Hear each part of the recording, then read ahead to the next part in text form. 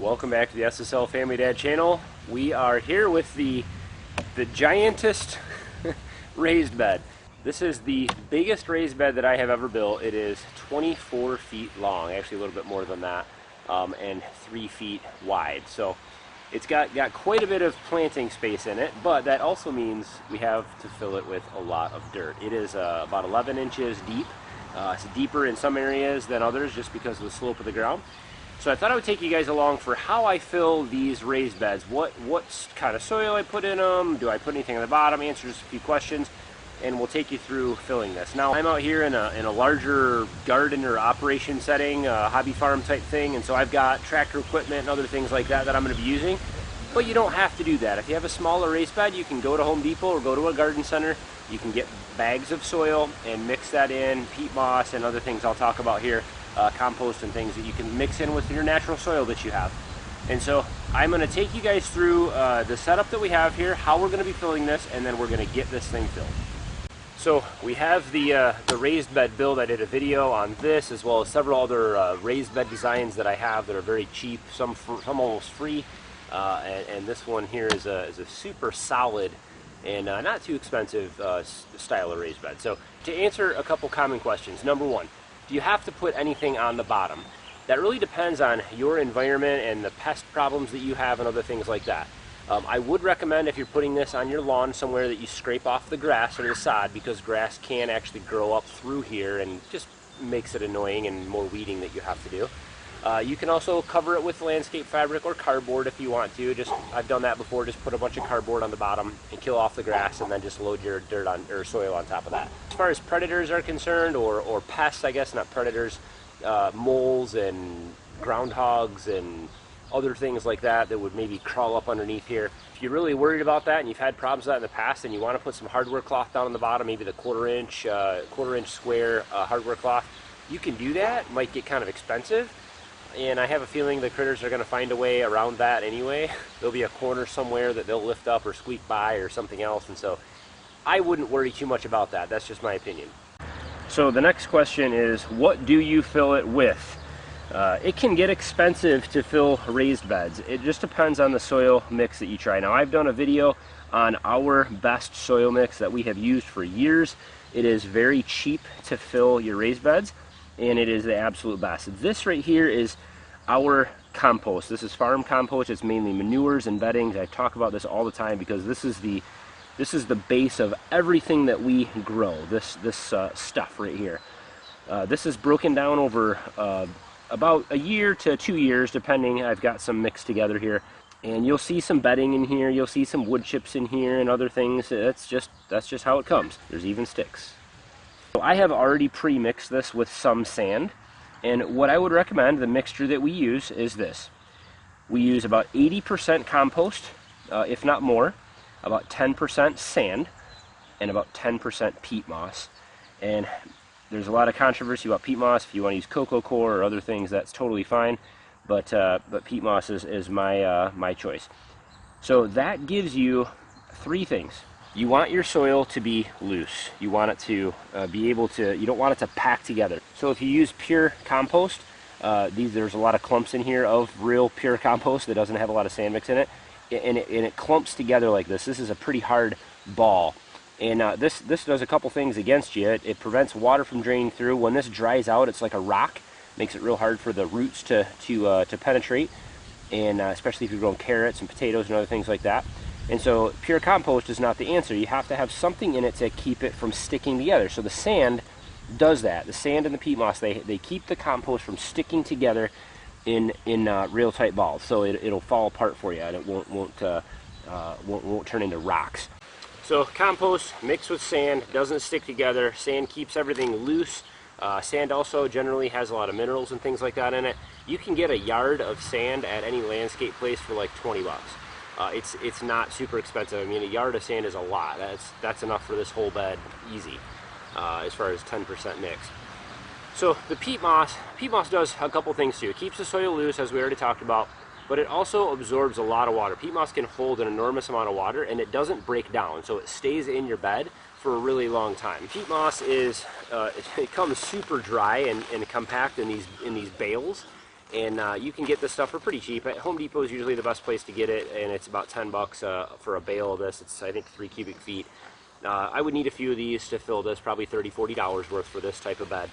I'm not going to be putting a lot of peat moss in our mix today. I just don't have it with me, and I'm not going to run to the store. So I'll add more peat moss to the top couple inches later on down the road. But this stuff, you don't need to put this at the bottom of the raised bed. More, you know, in the top 6 inches is where I usually put the peat moss mixed in with the compost. It's great for seed starting and putting seeds in. It keeps that moisture at the top of the soil for your seeds and things like that.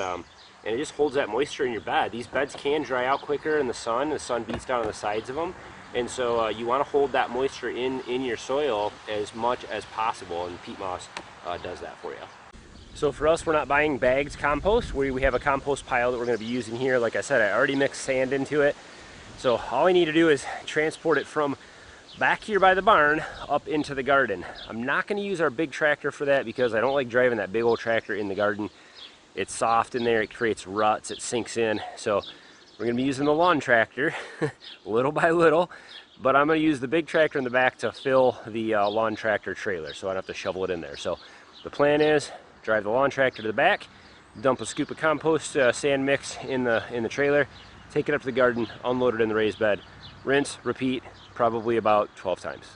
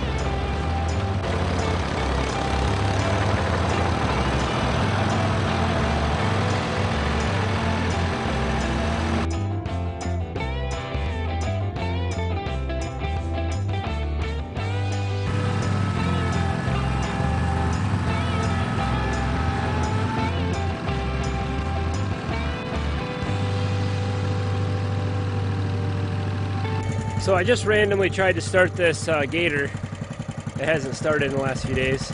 Got new tires on it. And it started. So let's try this. Let's use this. This will be a lot easier.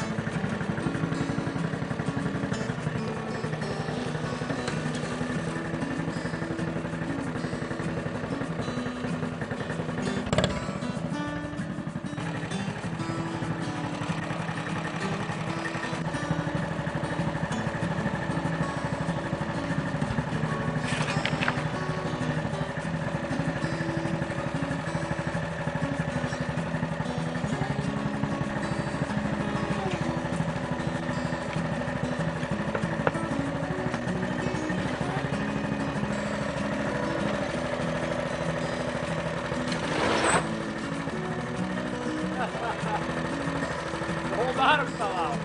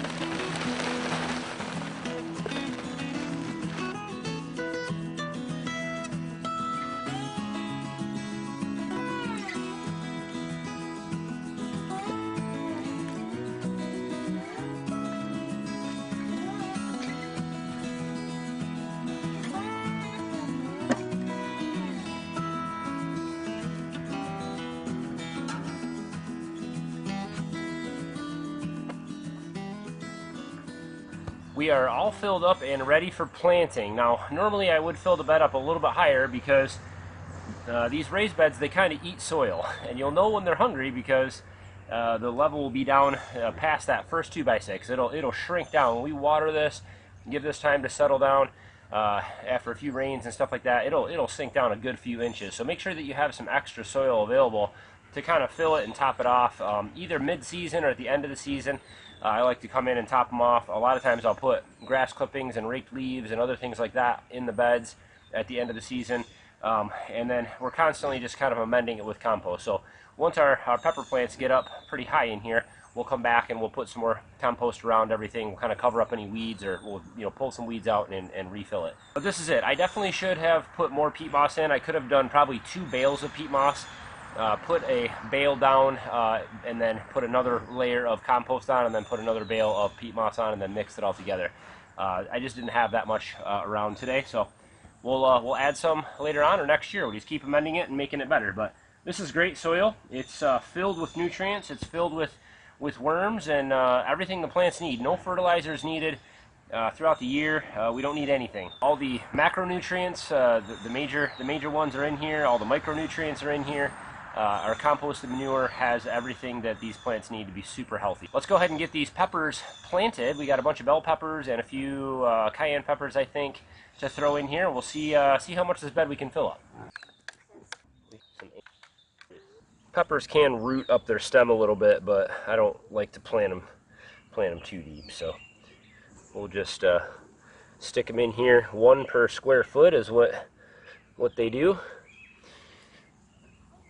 So we've got a 3-foot wide raised bed here, so we'll do 3 in a row. Put our little tag in there, and then we'll come over, and I'm just kind of guessing here. I'm in a little bit of a hurry tonight, so I'm not going to use my square foot template, which would be nice because it makes everything just perfectly lined up. But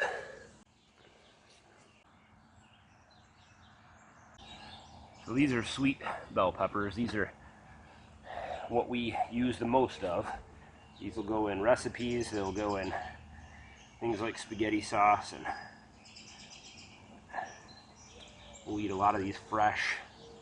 Now you can take these out and, ruffle all the roots up and all that stuff, but who's got time for that, right? They'll be fine. Roots will start spreading out in here as soon as they get in contact with this beautiful soil, and they'll start growing just fine. And that is a wrap on filling this raised bed and getting it planted out. And we even have extra space, 24 feet long, so we can put quite a few plants in here. So we'll have to figure out what to plant in the rest of this. I may plant carrots or something like that in here. The things that I have found to be my favorites to grow in raised beds are bell peppers. They don't grow too tall. They don't need a lot of support. They kind of support each other in the raised bed, and they grow really nice in here, 1 per square foot. Potatoes are great to grow in raised beds. I've had really good luck with potatoes. They're a lot easier to dig out of your nice loose soil than if they're in the ground. Carrots and other root vegetables are great to grow in raised beds. We don't have trellises attached to these raised beds yet, but eventually we will, and a lot of times we grow cucumbers and peas and things like that along one side, which works really well to trellis up one side of the bed too. So Raised beds are super versatile. I've done a video before about why we like raised bed gardening better than traditional gardening. There is some upfront cost and time to building the bed and filling it, but once you've established that, it's going to grow better than traditional gardening, in my opinion, with less maintenance. They're easier to care for, and everything just turns out so much better because you can control the soil. That's the biggest part of it. You don't have the compaction, and well, you can watch that video if you want to know all the reasons.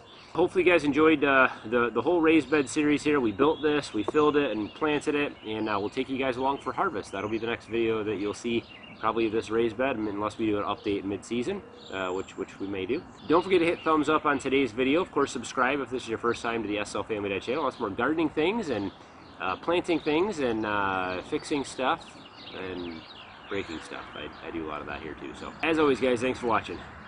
Have a good one.